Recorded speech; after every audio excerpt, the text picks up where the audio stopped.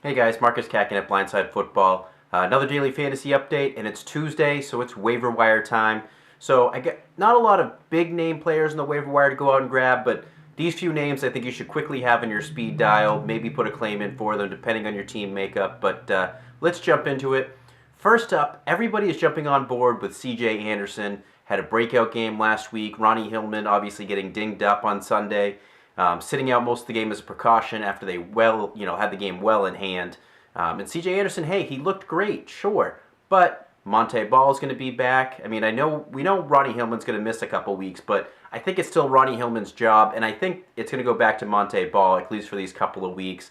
I don't see them handing the ball off to C.J. Anderson as their new lead back over Monte Ball. Maybe this week we see closer to like a 60-40 split while they're trying to work Ball back in. But I think we see Ball get a majority of the workload until Hillman is back, not C.J. Anderson. So don't go crazy in your fab budget. I don't think C.J. Anderson's going to be what everybody else is making him out to be. Next up, Damian Williams, the running back for Miami. Lamar Miller's banged up, only had 4 touches on Sunday, and now they get a short week this week going up against Buffalo. He's another name that, yeah, maybe if you're desperate, but again, it's a short week. Damian Williams, the Bills' defense, third best against the run. I don't feel a whole lot there. Don't feel good about him, either picking him up or getting him in your starting lineup. And really, if anything, he's going to be a one-week fill-in guy because Lamar Miller's going to get healthy. He's going to be getting the majority of the carries. So not really on board with the Damian Williams train as well.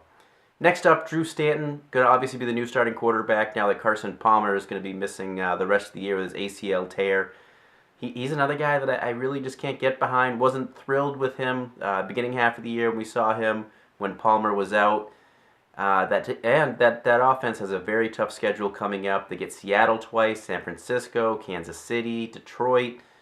Tough schedule. And again, another guy I really just can't get behind. The only guy that may be still in your waiver wire that I can get behind this week is Kyle Rudolph. Didn't play much action this year, but North Turner offense, it runs through the tight end, and Teddy Bridgewater, I could see him checking down a lot to the big tight end, especially in the red zone with no Adrian Peterson, at least for the time being. So Kyle Rudolph, if he's still on your waiver wire, especially if you're bound for the playoffs, go get him, sit him on your bench until he's healthy. I think he'll pay out some good dividends. Don't forget to subscribe below to get my daily fantasy updates, and follow me on Twitter at Marcus Katkin.